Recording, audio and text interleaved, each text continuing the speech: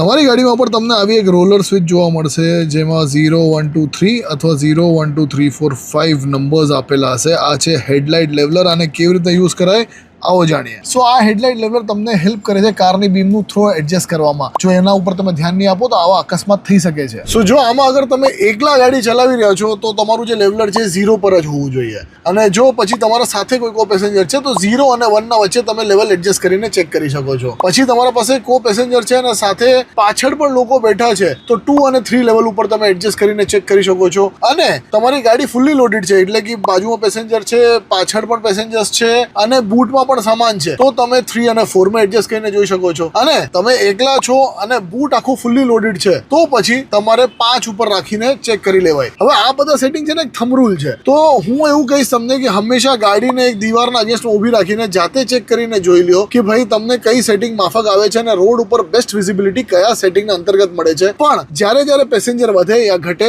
આ સેટિંગ તમારે ચેન્જ કરતી રહેવી બહુ જ જરૂરી છે. અને આવા વિડીયોઝ માટે ઓટો મેરાગીને ફોલો કરવું ડબલ જરૂરી છે.